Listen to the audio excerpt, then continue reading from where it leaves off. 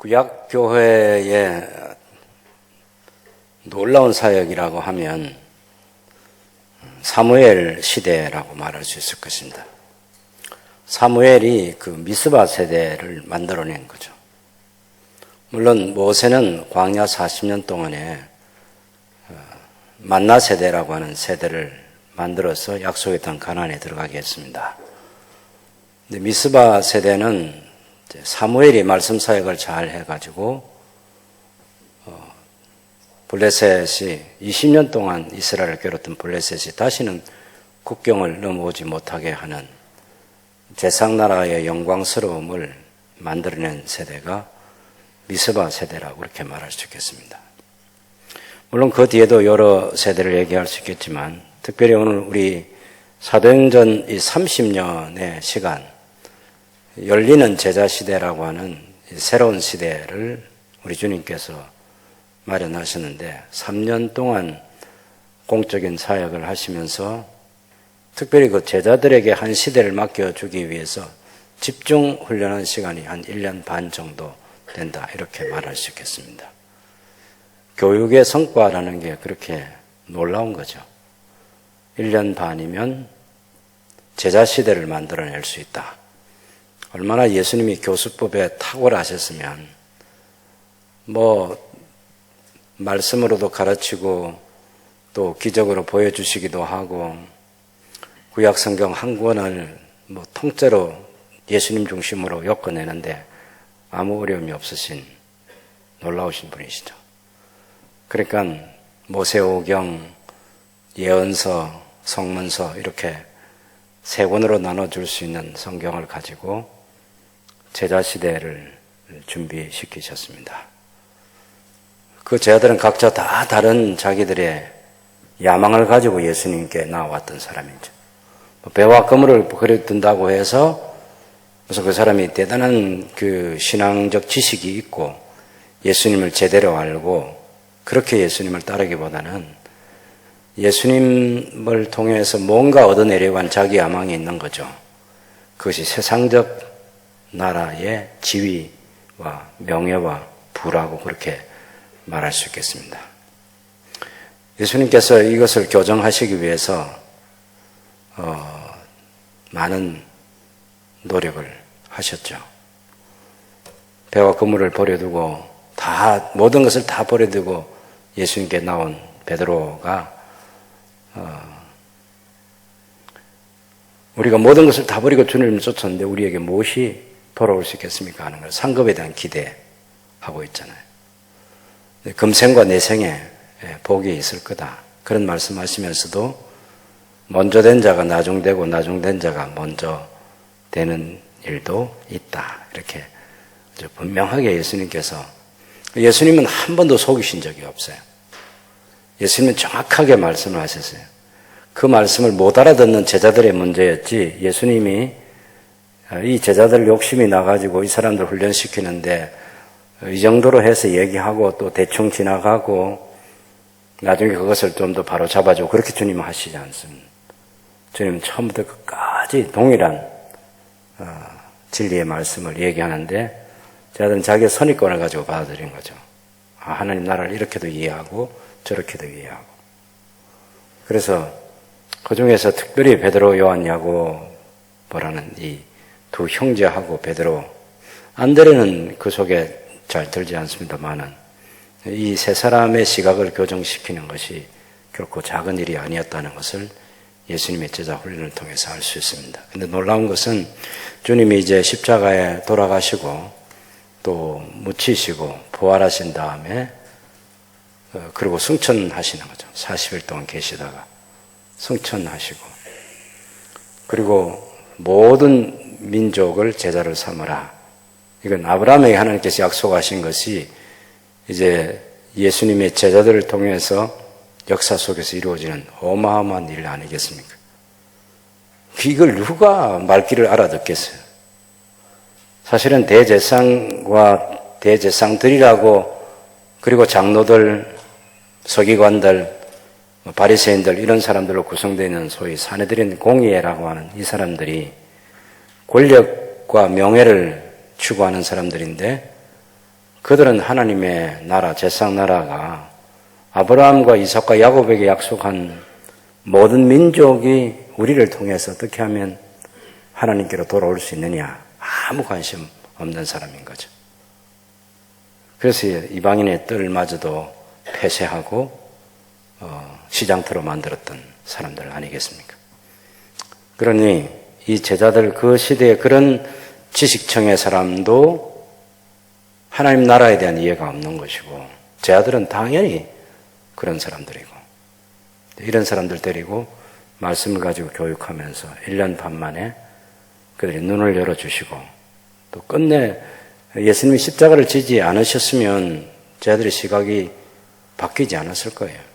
주님이 돌아가시고 묻히시고 부활하시고 이런 과정들을 지켜보면서 제자들이 받았을 그 충격은 이루 말할 수 없을 것인데, 그렇게 해서 이제 하나님 나라에 대한 새로운 시각을 갖게 되고, 성령께서 오셔서 그들 진리 가운데 인도해 주시고, 그동안 예수님께서 가르치신 모든 것들이 다 생각이 나고 이제 조합이 되는 거죠.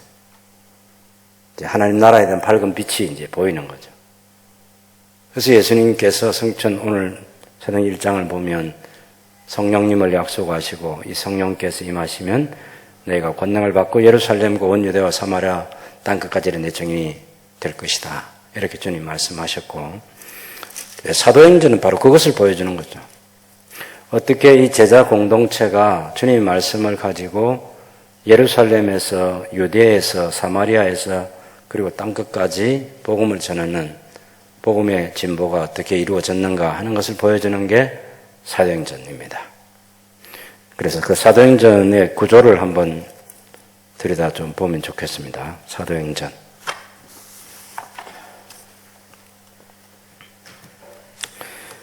일단은 예수님께서 그 1장 1절에서 2장 13절까지라고 말할 수 있겠죠. 여기까지는 적어도 예수님의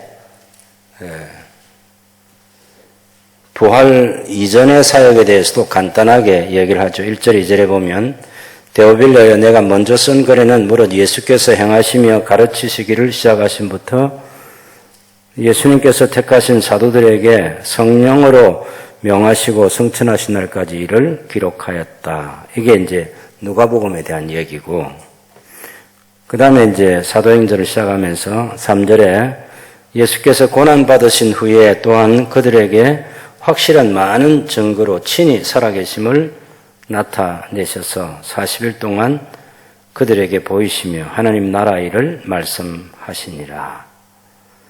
십자가 전에 하나님 나라 이야기하고 십자가 부활사 이후에 하나님 나라를 이해하는 것은 그 차원이 다른 하나님 나라 이해 아니겠습니까? 그래서 4절 보면 사도들과 함께 모였을 때 그들에게 예루살렘 떠나지 말고 내게 들은 아버지께서 약속하신 것을 기다리라 그 말씀이 있었고, 요한은 물로 세례를 베풀었으나 너희는 몇 날이 못되어 성령으로 세례를 받으리라. 세례를 베푼다, 성령으로 세례를 받는다. 물로 세례를 받는 것하고 성령 안에서 하나님의 은혜 아래 잠기게 되는 그런 놀라운 역사를 얘기하고 있는 거죠. 그래서 이제 제 아들은 이제야말로 예수님 부활하셨으니까 하나님 나라가 올 때가 이제 됐습니까? 이스라엘 나라를 회복하실 때가 바로 지금입니까? 물어보니까 예수님께서 그건 아버지의 권한에 있는 거니까 상관하지 말아라. 대신에 8절에 있는 말씀처럼 오직 성령께서 너희에게 임하시면 너희가 권능을 받고 예루살렘과 온 유대와 사마리아와 땅 끝까지 이르러 내 증인이 되리라. 그로서 이제 9절에서 11절까지 말씀 예수님이 성천하시죠. 성천하시고 남은 제 아들이 12절에서 14절까지는 모여서 기도하는 시간을 갖기 시작하고 15절부터 26절까지는 가룟유다 대신에 마띠아라는 사람을 제비 뽑는 일을 하고 12제자의 숫자를 만드는 거죠. 그러고 나서 이제 2장에 가면 오순절날 성령께서 강림하시는 이야기, 성령님의 약속이 성취되는 그런 장면들을 볼 수 있습니다. 13절까지 그런 내용인 거죠. 14절부터 이제 베드로의 설교가 시작되고 그리고 3장, 4장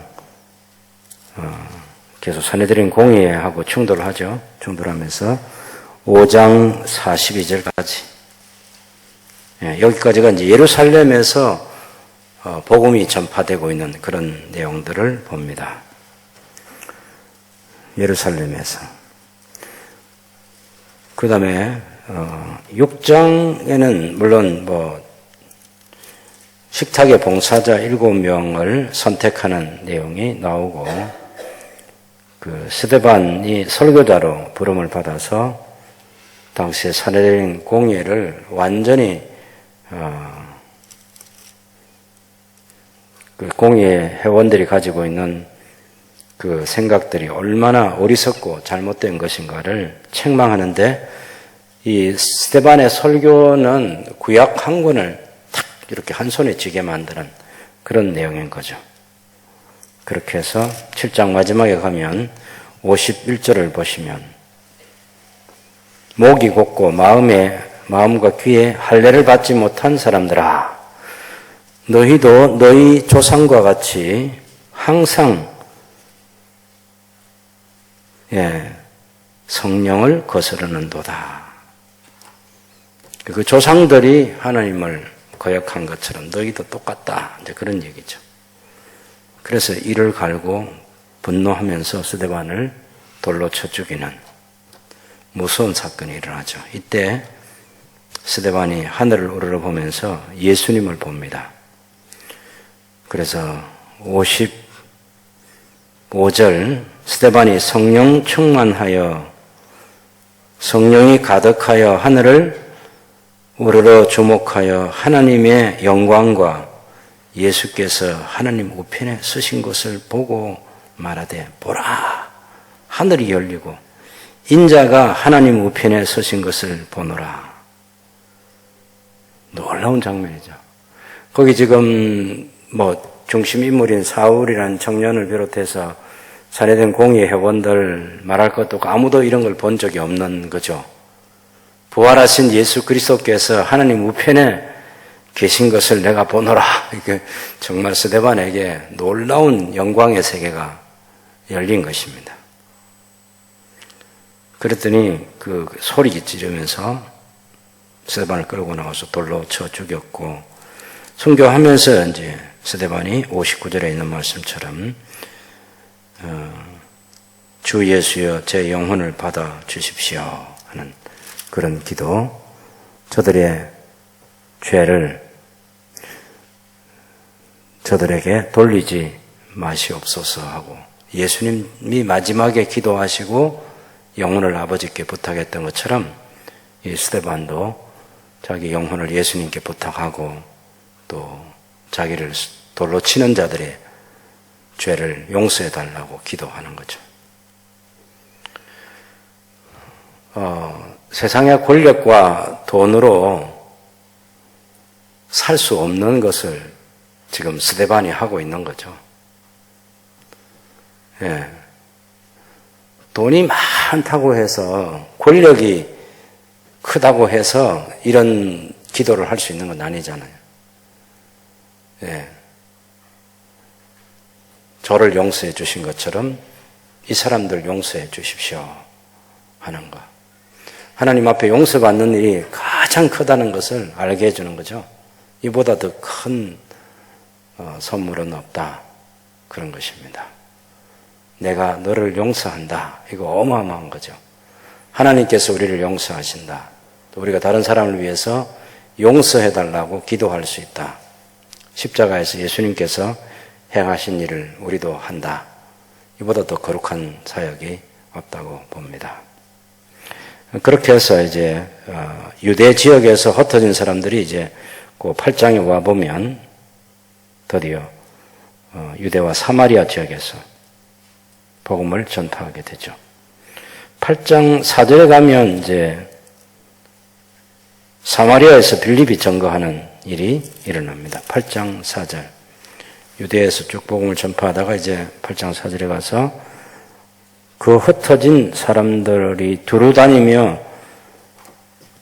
복음의 말씀을 전파해서 빌립이 사마리아 성에 내려가 그리스도를 백성에게 전파하니.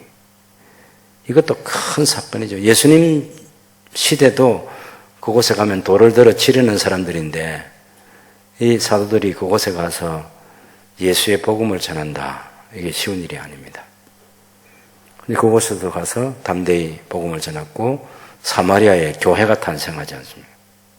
그래서 예루살렘에서 지도자들을 사마리아에 베드로와 요한을 파송해서 정말 사마리아 지역에서도 예루살렘 교회와 같은 교회가 생겨났는지 확인을 하는 거죠. 8장 14절을 보시면 예루살렘에 있는 사도들이 사마리아도 하나님 말씀을 받았다 함을 듣고 베드로와 요한을 보내었다. 가보니까 똑같았습니다. 동일한 말씀을 들었고 동일한 성령의 역사가 일어나는 것을 경험했습니다. 8장 여러분 25절 다 같이 읽어볼까요? 두 사도가 주님의 말씀을 정언하여 말한 후 예루살렘으로 돌아갈새 사마리아에 있는 여러 마을에서도 복음을 전하니라. 우리가 요한복음 4장에 보면 수가성 우물가 여인에게 예수님께서 친히 복음을 전하셨는데 그 이후에 그때 한번 좋은 관계가 이루어졌다고 해서 사마리아 성 전체가 예수님 환영하는 것은 아니었죠. 그래서 예수님께서 마지막 이제 성천하실 날이 가까울 때 그때 사마리아를 통과해서 오려고 하는데 그 사마리아를 통과해서 오지 못하고 우회해서 올 수밖에 없는 그런 상황이 발생하는 것은 여전히 이 사람들이 적대적인 그런 감정을 가지고 있기 때문에 그랬습니다. 그런데 이제 사도들이 핍박 때문에 흩어져서 사마리아 가서 복음을 전하고 여러 교회가 탄생하고 여러 사마리아 마을에서도 복음을 전할 수 있게 되고 하는 이 놀라운 역사가 일어난 거죠. 지금 주목해보는 1장 8절에 있는 것처럼 예루살렘에서 유대에서 사마리아로 어떻게 복음의 진보가 일어나고 있는가 그것을 사도행전이 지금 보여주는 거죠. 그렇게 해서 11장 18절까지 사마리아에서 물론 중간에 들어있는 사도 바울의 회심 사건도 있습니다만은 전체적으로는 그 유대와 사마리아 지역에서 복음이 전파되는 것으로 볼 수 있고 그 다음에 11장에 오면 19절 말씀부터 보면 그때 스데반의 일로 일어난 환란으로 말미암아 흩어진 자들이 베니게와 구브로와 안디옥까지 이르러 유대인에게 말씀을 전했습니다. 유대인에게만 말씀을 전했는데 그 구브로와 구레네 사람 몇 사람이 안디옥이라고 하는 곳에 가서 이방인들에게도 복음을 전해서 안디옥 교회가 이방인이 중심이 된 새로운 교회 하나가 탄생합니다. 그래서 이 안디옥 교회를 시작으로 해서 이렇게 해서 탄생된 안디옥 교회가 13장에 가면 드디어 선교사를 파송해 가지고 땅끝까지 복음을 전하게 되는 하나님의 도구로 쓰임 받는 거죠. 그래서 11장 19절에서 우리가 28장까지 결국 땅끝 전도가 어떻게 이루어지고 있는가 하는 것을 사도행전이 보여주고 있다. 그렇게 말해도 지나치지 않을 것입니다. 13장 4절부터 보면 1차 선교 여행이 있고 그 다음에 이제 15장 14장까지가 1차 전도 여행이고 15장에 오면 예루살렘 공회가 모이고 15장 마지막에 36절부터 보면 제2차 전도 여행을 떠나기 위해서 바울과 바나바사의 다툼이 일어났고 그리고 바울은 신라를 데리고 2차 전도 여행을 떠나게 되는 그런 이야기가 쭉 계속돼서 여러분이 잘 아는 16장에 이제 2차 전도 여행 기간 중에 빌립보에서 교회 개척이 일어나고 17장에 오면 데살로니가에서 또 사람들이 예수님을 믿고 하는 그런 일이 일어나는 거죠. 1차 전도 여행, 2차 전도 여행. 그래서 16절에서 18장 17절까지 마게도니아 지역에서 고린도가 있는 아가야 지방까지 전도가 이루어집니다. 한번 조금 더 들여다보시면요. 일단 16장 11절에서 40절까지가 빌립보 교회가 탄생하는 이야기고 17장 1절에서 9절까지는 데살로니가에서 복음이 증거되는 이야기. 그 다음에 17장 10절에서 보면 밤에 형제들이 바울과 실라를 베레아로 보내어서 베레아에서 복음 증거가 이루어지고 17장 16절에 오면 아데네에서 복음 증거가 이루어집니다. 34절까지가 아데네에서. 그 다음에 18장에 오면 유럽 지역의 지금의 고린도, 그리스 남쪽에 있는 고린도 지역에서 복음이 전파되는 얘기가 17절까지 나옵니다. 그리고 이제 제 3차 전도 여행이 이제 이루어지죠. 우리가 그 18장 여러분,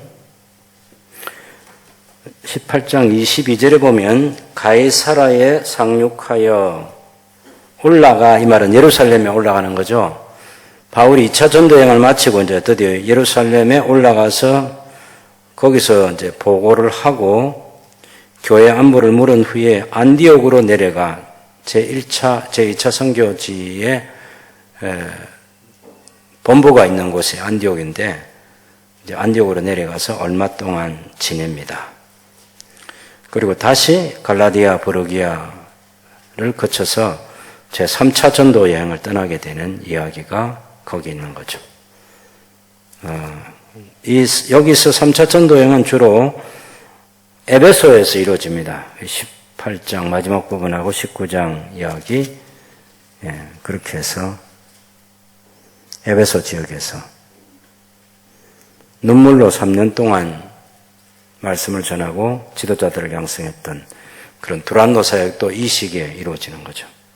그다음 20장에 와보면 이제 그 고린도, 에베소에서 소요가 끝이었을 때 바울이 제자들을 데리고 마게도냐로 가서 거기서 헬라에 이르러, 이 말은 고린도에 이르러 거기서 석 달을 지내게 되죠. 석 달.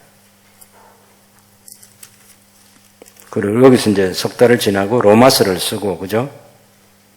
로마서를 쓰고, 그리고 이제 예루살렘으로 그동안 모았던 구제 헌금 다 모아가지고 출발합니다. 그 20장 3절 보시면 거기서 석 달 동안 있다가 배 타고 수리아로 가고자 할 그때에 유대인들이 자기를 헤아리고 공모함으로 마게도냐를 거쳐 돌아가기로 작정하니 아시아까지 함께 가는 자는 베레아 사람 브로의 아들 소바드와 데살로니가 사람 아리스다고와 세군도와 더베 사람 가이오와 및 디모데와, 사실 이 말 필요 없는 말인데, 가이오와 디모데와 아시아 사람 두기고와 드로비모라. 바울이 많은 그 헌금을 가지고 가기 때문에 지금 구정금을 가져가는데 여러 사람이 동행인들이 필요했습니다. 작은 돈이 아니고 큰 돈 가지고 가는데 바울을 해치려고 하기 때문에 원래는 배 타고 빨리 가려고 하다가 육로를 통해서 우회해서 지금 바울이 돌아가게 되는 이야기입니다. 드디어 이제 예루살렘에 올라가서 이제 보고를 하게 되죠. 에베소 장로들과 작별을 하고 21장에 와 보면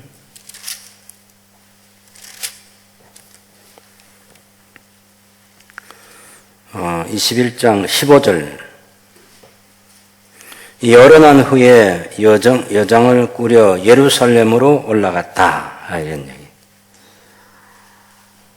그래서 가이사라에 몇 제자가 함께 올라갔습니다.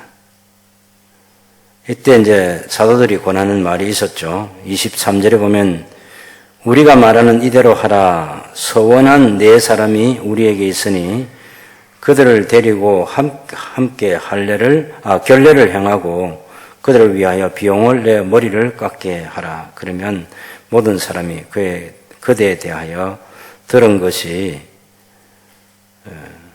사실이 아니고 그대로 율법을 지켜 행하는 줄로 알게 될 것이다. 그러니까 지금 그러니까 율법의 이것이 얼마나 몸에 배어서 이렇게 벗어내기가 어려웠냐면은 지금 이 권하는 사람이 사도들이잖아요. 믿는 자 수만 명이 있다는데 이 사람들이 다 예수 믿는데 유대인으로서 예수를 믿는 거죠. 이방인들이 돌아올 때는 사도행전 15장에서 이방인이 주께로 돌아올 때는 유대인이 될 필요가 없이 그냥 바로 예수 믿으면 된다 하는 그런 교회 결정이 났는데도 불구하고 여전히 아직도 복음으로 그들의 삶의 생각 자체가 다 바뀌지 않은 거죠. 그래서 바울이 이방인들에게 사도행전 15장 결정대로 하는데도 여전히 그건 교회 결정일 뿐이고 우리는 안 된다는 겁니다. 그러니까 바울이 지금 그 유대인 되는 것을 그 절차를 거치지 않고 복음을 전하고 하는 것은 율법을 무시하는 사람이다. 이렇게 이제 오해를 하고 바울에게 좋지 않은 감정을 가진 사람들이 있는데 그런 사람을 위해서는 이 이방인들을 데리고 가서 올라가서 결례를 행하고 비용을 지출하고 또 제대로 된 그런 율법을 따라 행하는 것을 보면 사람들이 다 당신에게 들은 것이 사실이 아닌 줄 알지 않겠느냐. 이렇게 해서 이제 좋은 뜻으로 올라갔는데 오해를 받아가지고 잡혀서 이제 제5차 사내들인 공회가 소집이 되고 그때 이제 22장에 와보면 바울이 유대인과 그 사두개인과 사마리아 그 바리새인 두 부류로 사내들 공회가 구성된 것을 알고 자기는 바리새인의 아들이라고 자기를 소개합니다. 그렇게 해서 그 위기를 벗어나는 거죠. 여러분 20장 2절에 보시면 그들이 그가 히브리 말로 말함을 듣고 더욱 조용한지라 이에 이르되 나는 유대인으로서 길리기아 다소에서 났고 이 성에서 자라 가말리엘에게 문화에서 가말리엘 선생이죠. 그 문화에서 우리 조상들의 율법의 음한 교훈을 받았고 오늘의 모든 사람처럼 하나님께 대해서 열심히 있는 사람입니다. 그래서 과거에 자기가 어떤 일을 했는지를 얘기하는 거죠. 그 다음에 23장에 와보면 바울이 공회를 주목하여 이르되 여러분이 형제들아 오늘까지 나는 범사의 양심을 따라 하나님을 섬겼노라 하거늘 대제사장 아나니아가 바울 곁에 서 있는 사람들에게 그 입을 치라 명하니 바울이 이르되 회칠한 담이여 하나님이 너를 치시리로다. 네가 나를 율법대로 심판한다고 앉아서 율법을 어기고 나를 치라 하느냐. 곁에 선 사람들이 하나님의 대제사장을 네가 욕하느냐. 바울이 나는 그가 대제사장인 줄 몰랐다 이렇게 얘기했는데 아마 제 생각에는 모르지 않았을 것 같습니다. 그래서 너의 백성의 관리를 비방하지 말라는 말씀을 이제 생각하는 거죠. 바울이 그중 일부는 사두개인이고 다른 일부는 바리새인인 줄 알고 공회에서 외쳐 이르되 여러분 형제들아 나는 바리새인이요 또 바리새인의 아들이라. 죽은 자의 소망 곧 부활로 말미암아 내가 지금 신문을 받는다. 그런 얘기를 하는 거죠. 사두개인과 바리새인이 사내들인 공회를 구성하고 있습니다. 하스모니안 왕조의 것을 올라가 보면 마따디아의 아들 마카비, 막내 동생 요나단, 그 다음에 마카비의 형 유다의 그 형인 시몬에서부터 이제 이 세습 제도가 이루어집니다. 시몬의 아들 요한 힐카누스 1세, 그 다음에 힐카누스 1세 아리스토블루스 1세, 아리스토블루스의 동생 알렉산더 얀네이우스하고 아리스토블루스 1세의 아내였던 알렉산드라 살로메라는 이 두 사람이 시동생하고 형수가 결혼하잖아요. 결혼하는데 왕으로서는 결혼할 수 있다고 생각하죠. 그런데 바리새인들은 이 알렉산더 얀네이우스 자기 형수 살로메 알렉산드라고 결혼할 때 형수하고 과부하고 결혼하는 거거든요. 대제사장은 절대로 과부하고 결혼하면 안 된다는 그 레이기의 말씀을 가지고 결국 그 초막절 그 잔치 행사 때 아주 난장판을 만들어 버려가지고 바리새인들 800명이 처형됩니다. 그리고 나서 수천 명이 이제 광야로 들어가게 되고, 그래서 알렉산더 그때 이제 그 헬라화를 지지하는 사람들은 사두개파 사람들이고, 헬라화 되는 것을 반대하는 사람은 바리새인들이에요. 뿌리는 뭐냐면 하시딤이라는 이 경건한 무리들이 있어요. 이 사람들 가운데 헬라화 되는 그 하스모니안 왕조가 헬라화 되는 그것을 지지하는 사람, 그래 권력에 빨리 동화되는 사람들이 사두개파 사람들이고, 바리새파 사람들은 율법을 철저하게 지켜야 하기 때문에 헬라화 되는 것을 반대합니다. 그런데 형수하고 시동생 알렉산더 얀네우스가 결혼할 때 대제사장이 형수와 과부와 결혼을 했다 그래가지고 아주 난장판을 만들어버린 거죠. 근데 이 알렉산더 얀네우스 그래서 그 바리새인들을 처형하고 그렇게 했지만 자기가 죽으면서 자기 부인인 살로메에게 바리새인들과 화해하라고 유언을 해서 주전 76년경부터는 이제 바리새인들도 이제 등용이 되고, 그래서 사내들은 공의를 구성하는 그런 일에 바리새인도 들어가게 되죠. 그 바리새인들의 신앙은 철저하게 율법 모세오경을 다 믿습니다. 선지서도 다, 시가서도 다. 사두개파만 모세오경 얘기하는데 실제로 이제 역사를 통해서 보면 두 부류 다 율법의 형식만 붙들고 있는 거지. 실제로 율법 속에 율법이 말하고자 하는 그 뜻을 따라서 사두개인이 되고, 뭐 모세오경을 따라서 사두개인이 되고, 그러니까 제상 제도의 그 형식만 가진 사람들이 사두개인들이고, 바리새인은 율법을 철저히 지킨다고 하는데 그것 또한 형식이지 그 율법의 속에 들어있는 율법의 본정신, 긍휼의 마음이 없는 거죠. 그래서 남을 정죄하고 남과 자기를 비교해서 나는 그런 사람 아니다라고 하고, 하나님 앞에서 어려운 사람으로 자기를 드러내고, 나는 일에 2번씩 금식하고 소득의 11조를 드리고, 그 11조가요 작은 돈이 아니에요. 바리새인들은 부자입니다. 부자. 그런 부자들이요 그 11조를 다 내기가 쉽지 않아요. 하나님 보시는 앞에서 정말 제대로 11조를 내는 사람들이, 이 사람들이 돈 액수로 하면은 그게 철저하게 11조 생활을 하는 사람입니다. 율법을 형식적으로는 철저하게 지키는 사람들. 근데 자기가 같지 않은 사람에 대한 긍휼의 마음이 없는 거죠.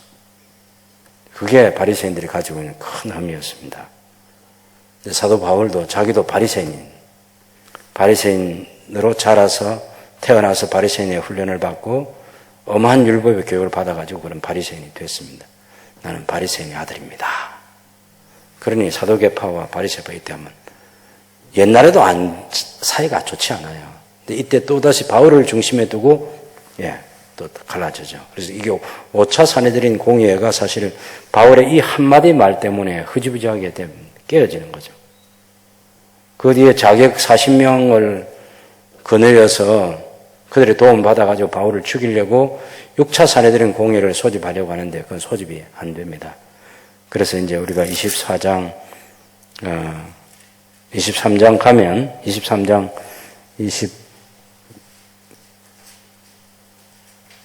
23절을 한번 보실까요?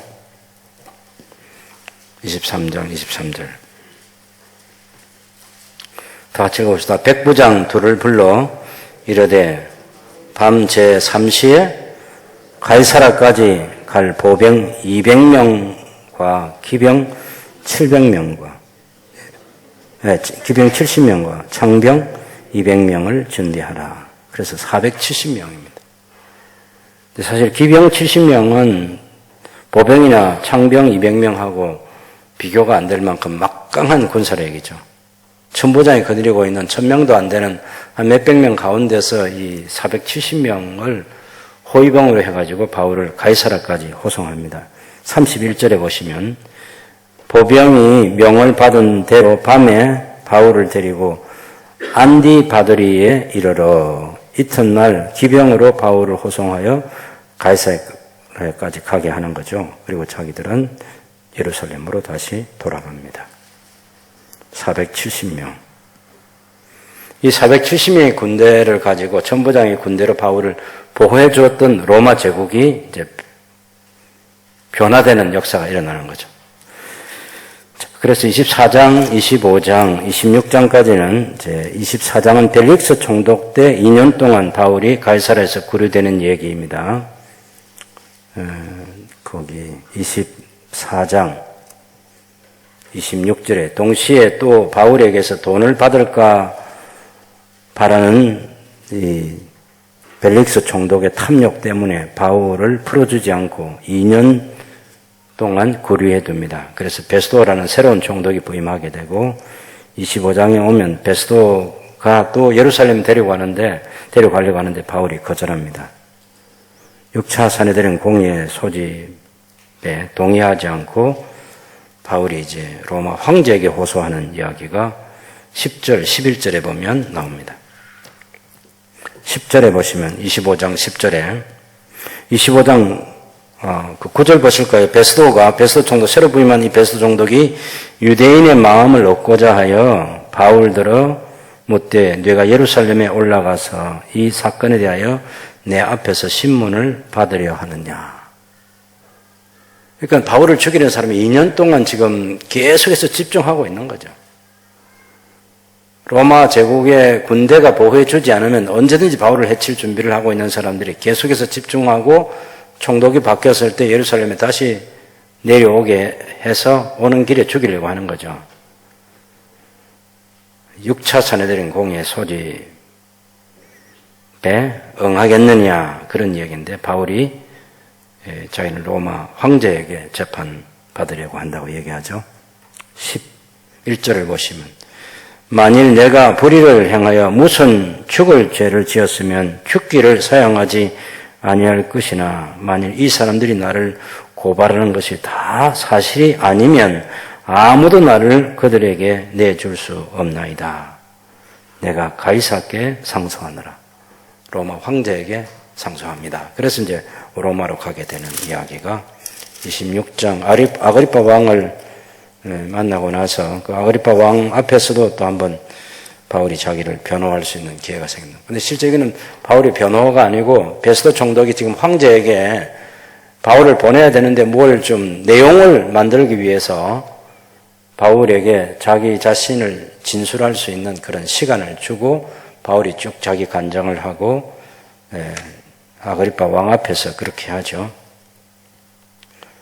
그래서 미쳤다는 소리를 듣고 26장 29절에 보면 바울이 이르되 말이 적으나 당신뿐만 아니라 오늘 내 말을 듣는 모든 사람도 다 이렇게 결박된 것 외에는 나와 같이 되기를 하나님께 원하나이다. 예수 믿고 구원받는 사람 되기를 원한다. 그런 얘기죠. 그래서 드디어 이제 27장에 보면 바울이 이제 로마를 향해서 갑니다. 가다가 풍랑을 만나고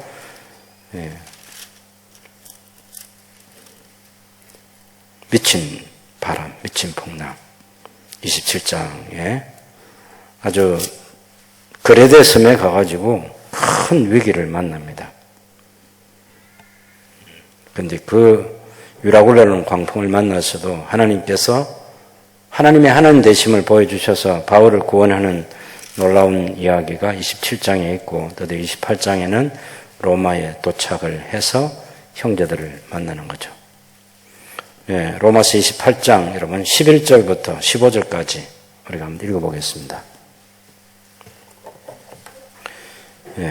28장 11절입니다. 석 달 후에 우리가 그 섬에서 겨울을 난 알렉산드리아 배를 타고 떠나니 그 배의 머리 장식은 디오스구로라 수라고사에 되고 사흘을 있다가 거기서 물러가서 레기온에 이르러 하루를 지낸 후 남풍이 일어나므로 이튿날 보디올에 이르러 거기서 형제들을 만나 그들의 청함을 받아 이래를 함께 머무니라. 그래서 우리는 이와 같이 로마로 가니라. 그곳 형제들이 우리 소식을 듣고 아비오 강자와 트레이스 타베르네까지 맞으려 오니 바울이 그들을 보고 하나님께 감사하고 담대한 마음을 얻으니라. 로마에 들어가서 이제 2년 동안을 지냅니다. 23절부터 한번 볼까요? 같이 읽겠습니다. 그들이 날짜를 정하고 그가 유숙하는 집에 많이 오니 바울이 아침부터 저녁까지 강론하여 하나님의 나라를 정언하고 모세의 율법과 선자의 말을 가지고 예수님에 대하여 권하더라. 그 말을 믿는 사람도 있고 믿지 아니하는 사람도 있어 서로 맞지 아니하여 흩어질 때에 바울이 한 말로 이르되 성령이 선지자 이사야를 통하여 너희 조상들에게 말씀하신 것이 옳도다. 일러스되 이 백성에게 가서 말하기를 너희가 듣기는 들어도 도무지 깨닫지 못하며 보기는 보아도 도무지 알지 못하는도다. 이 백성들의 마음이 우둔하여져서 그 귀로는 둔하게 듣고 그 눈은 감았으니 이는 눈으로 보고 귀로 듣고 마음으로 깨달아 돌아오면 내가 고쳐줄까 함이라 하였으니 그런즉 하나님의 이 구원이 이방인에게로 보내어진 줄 알라. 그들은 그것을 들으리라 하더라. 바울이 온 이태를 자기 셋집에 머물면서 자기에게 오는 사람을 다 영접하고 하나님의 나라를 전파하여 주 예수 그리스도에 관한 모든 것을 담대하게 거침없이 가르치더라.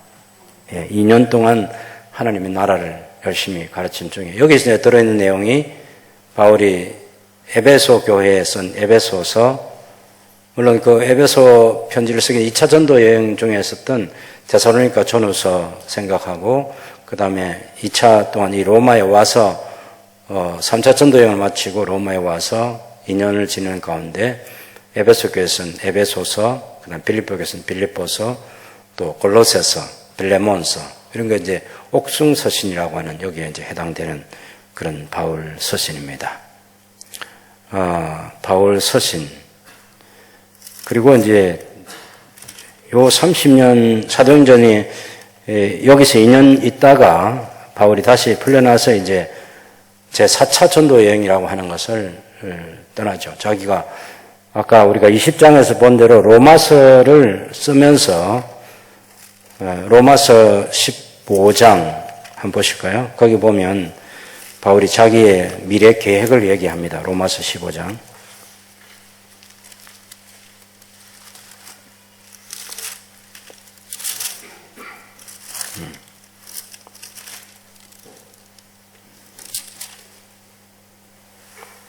로마서 15장 여러분 22절 23절 바울이 지금 스바나로 갈 때에 너희에게 가기를 바라고, 물론 그 사도행전에서도 밝혔습니다. 자기 로마도 내가 봐야 되겠다 그런 얘기를 바울이 했는데 로마에 가는 것은 로마 궁극적인 목적지가 아니고 거기서 로마 교회에 파송을 받아서 후원을 받아가지고 스페인으로 가겠다는 거죠. 스페인.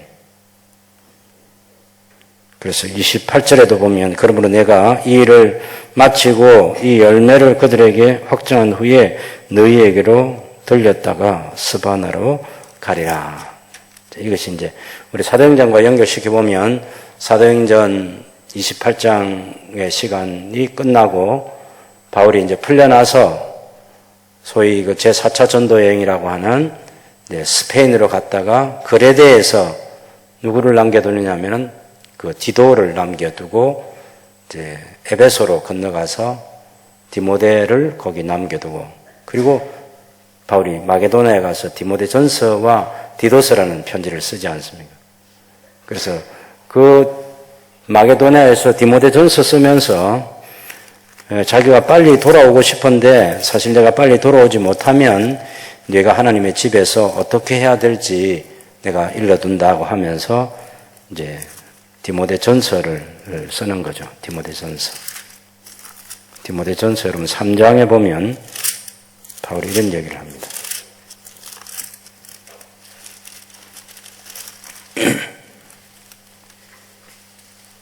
디모데 전서 3장. 장로와 집사를 어떤 사람을 선택해야 된다 그런 얘기를 한 뒤에 3장 14절, 15절, 16절을 같이 읽어볼까요? 내가 속히 내게 가기를 바라나 이것을 내게 쓰는 것은 만일 내가 지체하면 너로 하여금 하나님의 집에서 어떻게 행하여야 할지를 알게 하려 함이니 이 집은 살아계신 하나님의 교회요 진리의 기둥과 터니라. 크도와 경건의 비밀이요 그렇지 않다 하느니 없도다. 예, 그렇게 해서 내가 속히 내게 가기를 원하는 것은 지금 마게도냐에서 에베소로 지금 목회자로 남겨둔 이 디모데에게 오고 싶은데 그렇지 못할 때 네가 살아계신 하나님 집에서 어떻게 해야 될지 하면서 이제 장로는 이런 사람 세우고 집사는 이런 사람 세우고 또 교회가 세속주의를 떠나서 하나님께 기도하면서 어떤 거룩한 공동체로 자기 시대를 살아야 될 것인지 얘기하고 있죠. 그때 이제 디모데전서하고 디모데전서는 에베소에 있는 디모데에게 쓴 것이고 또 그레데 섬에서 목회하는 디도에게 남긴 것이 디도서라는 내용인데 그 디도서를 보면 바울이 큰 계획 하나를 얘기합니다. 전도여행을 하면서 이런 계획을 얘기하죠. 마지막 3장 12절 한번 보실까요? 3장 12절.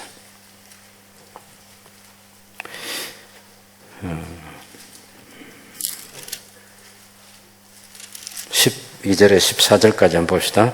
내가 아데마나 두기고를 내게 보내리니 그때에 내가 급히 니고볼리로 내게 오라. 내가 거기서 겨울을 지내기로 작정하였노라. 율법교사 세나와 아볼로를 급히 먼저 보내어 그들로 부족함이 없게 하고 또 우리 사람들도 열매 없는 자가 되지 않게 하기 위하여 필요한 것을 준비하는 좋은 일에 힘쓰기를 배우게 하라. 내가 지금 아데마하고 두기고를 내게 보낼 테인데 너는 빨리 두기고가 너한테 그레데 가면 너는 니고볼리로 오너라. 거기서 내가 겨울을 보내면서 겨울 집회를 하려는 그런 바울의 큰 계획을 얘기합니다. 그런데 안타깝게도 이때 이제 이 계획을 세우고 있을 때 주후 64년에 로마에 대해 화재가 발생하는 거죠. 예, 그래서 로마가 한 3분의 1만 남겨놓고 다 타서 잿더미로 되어 있을 그때에 네로가 로마를 불지른 게 아니냐는 정적들의 입에서 당연히 그런 소리가 나게 되어 있고 그럴 때 그 책임을 기독교인들에게 네로가 화살을 돌립니다. 그래서 박해가 시작되는 거죠. 아까 보았던 것처럼 470명의 천부장의 군대를 가지고 바울을 보호해 주었던 로마 제국이 이제는 그 황제가 2년 동안 재판을 해주지 않고 기다리면서 자유롭게 바울이 자기에게 오는 사람들에게 복음을 전할 수 있도록 해줬던 로마 제국인데 AD 64년 이후에 기독교를 박해하고 바울과 베드로 그리고 기독교 지도자를 처형하는 그런 무서운 일을 저지르게 되죠. 그래서 바울이 이 디모데전서, 디도서를 보내놓고 조금 있다가 이제 이런 그 로마 화재가 생기고 바울이 로마로 와서 이제 잡혀가지고 디모데 후서를 보면 바울이 지금 감옥에 갇혀 있고 이 감옥에 갇혀 있으면서 이제 바울이 이런 얘기를 합니다. 4장에 보면 4장 마지막 부분에 9절에 보면 너는 어서 속히 내게로 오라. 대마는 이 세상을 사랑하여 나를 버리고 데살로니가로 갔고 그레스게는 갈라디아로 디도는 달마디아로 갔고 누가만 나와 함께 있느니라. 내가 올 때에 마가를 데리고 오라. 그가 나의 일에 유익하니라. 두기고는 에베소로 보내었다. 두기고를 사실은 그레데에 보내려고 했잖아요. 근데 바울이 지금 겨울 집회의 이 계획을 바꾸어서 자기가 그걸 못하고 이제 로마로 와서 잡혔고 두기고는 에베소로 배치를 했습니다. 내가 올 때에 내가 들어와 가버의 집에 둔 겉옷을 가지고 오고 또 책도 가지고 오느라 가족 종이에 쓴 거.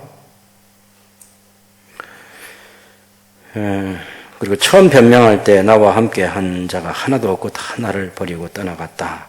디모데에게 얼른 오라고 하는 이 마지막 편지. 그래서 니고볼리에서 겨울 집회를 하려는 것이 무산됐고 바울이 이제 디모데 후서에서 4장 6절을 보면 떠날 기약이 다 됐다고 얘기하는 거죠. 전제와 같이 내가 벌써 부어지고 나의 떠날 시각이 가까웠도다.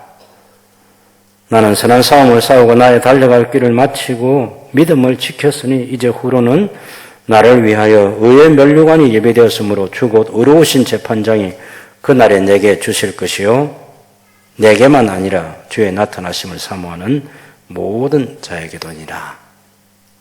그 디모데를 속교로 해서 디모데가 왔죠. 그리고 바울은 선교했고 우리가 히브리서 13장을 보면 이제 이때 함께 구금되었던 디모데가 풀려납니다. 히브리서 13장 23절을 보면 우리 형제 디모데가 놓인 것을 너희가 알라. 그가 속히 오면 내가 그와 함께 가서 너희를 보리라. 이 히브리스의 저자가 지금 바울이 아니고 그 당시에 로마 대화재 때문에 기독교인들이 순교하게 되고 교회 지도자들이 또 순교를 하고 교회가 굉장히 위태롭게 되니까 다시 유대교로 돌아갈까 하는 이런 생각을 당연히 갖는 거죠. 거기가 안전지대로 보이니까.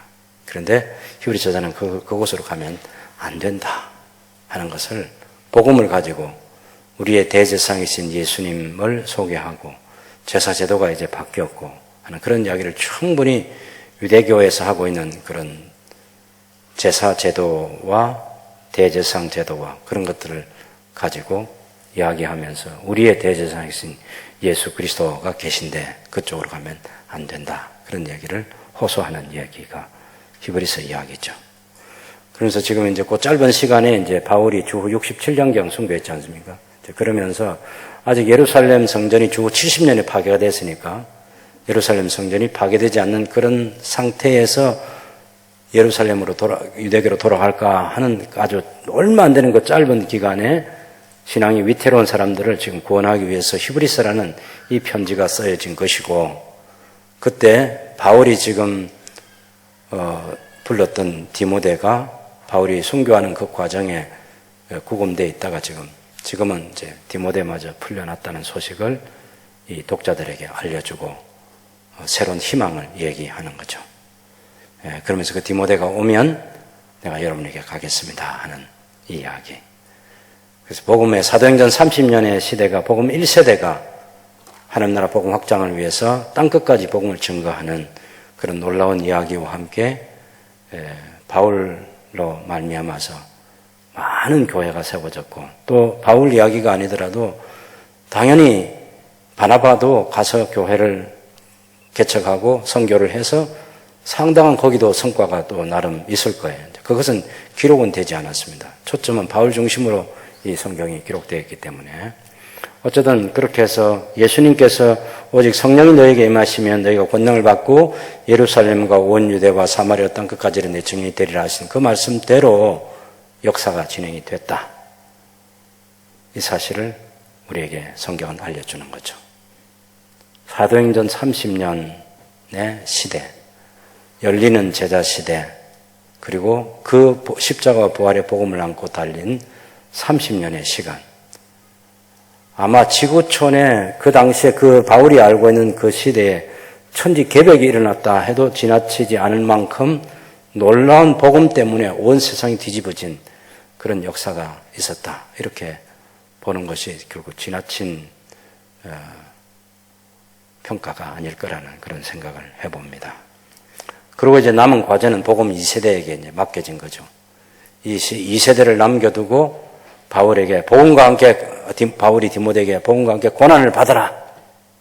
피하지 말아라. 두려워하지 말아라. 내가 전제와 같이 부어졌고 나는 선한 싸움을 싸우고 달려갈 길을 다 마치고 믿음을 지키고 나는 의의 면류관을 기다리고 있는데 너도 너의 다름질해야 될 길을 달려야 된다. 그러면 동일하게 의의 면류관이 주어질 것이다라는 그런 희망을 불어넣습니다. 그러면서 죽기 전에 바울이 남긴 이 편지들, 마지막 편지, 그리고 또 베드로가 남긴 베드로 전후서, 그런 이제 공동서신, 또 남아있는 마지막 시대의 지도자라고 할 수 있는 사도 요한이 남긴 그런 요한 문서들, 그런 것들을 가지고 바울, 베드로, 요한 이후에 복음 2세대가 여전히 하나님 말씀을 붙들고 잘 살아서 온 세상에 복음이 전파되는 일이 생겨나고 313년에 이제 기독교도 종교의 하나로 인정이 되고, 오늘 우리가 지키고 있는 이 부활절은 니케아 회의 때, 그때 이제 6월절 지난 만월이 지난 그 다음 일요일을 이제 부활주일로 해가지고 역사가 계속해서 이어지는 거죠. 하나님께서 시작하신 일 중단되지 않았습니다. 앞으로도 복음은 중단되지 않을 것입니다. 계속해서 전파될 것이고 계속해서 택하신 백성은 돌아올 것입니다. 이 한 가지 희망의 메시지가 로마서 11장 25절에 있습니다. 거기 보면 사도 바울이 아주 중요한 이야기를 하는 거죠. 사도행전 11장 25절 26절. 형제들아, 너희가 스스로 지혜 있다 하면서 이 신비를 너희가 모르기를 내가 원하지 않은 이 신비는 이방인의 충만한 수가 들어오기까지 이스라엘에 드러는 우둔하게 된 것이라. 이방인의 충만한 수가 들어오기까지 언제까지 들어오겠습니까? 이방인의 충만한 숫자라는 것은 하나님의 택하신 백성들이 다 돌아오는 거죠. 예수님이 재림하기 할 때까지 계속해서 이방인들이 주님께로 돌아오는 시간이 이루어지고, 그리하여, 여기 26절에 이 그리하여가 중요한 말이죠. 온 이스라엘이 구원을 받으리라. 여기 온 이스라엘은 유대인과 이방인을 포함하는 모든 택하신 백성들로 이루어진 새로운 이스라엘, 그 온 이스라엘이 구원을 얻으리라. 이렇게 얘기하는 거죠. 이걸 여기 온 이스라엘을 지금의 그 복음을 거절하고 있는 유대인들이 집단적으로 막 돌아오는 그런 것들로 오해하면 안 되는 거죠. 성경이 그 얘기를 하는 게 아니고, 택하신 이방인들의 충만한 수라는 건 택하신 하나님 백성들이 다 돌아오면, 그래서 유대인과 이방인 그리스도인들이 다 구원을 얻게 된다. 그 얘기를 26절에 하는 거죠. 세상의 권력과 세상에 사탄이 역사하는 이 악의 세계가 계속해서 영향력을 나타내겠지만, 이 하나님의 구원 계획은 결코 무너뜨릴 수 없다. 성경대로 반드시 그렇게 되는 날이 온다는 것을 열리는 제자 시대를 향해서, 또 복음을 안고 달렸던 사도행전 30년의 역사를 보면서 아무도 막을 수 없다. 그 사실을 알게 되는 것입니다.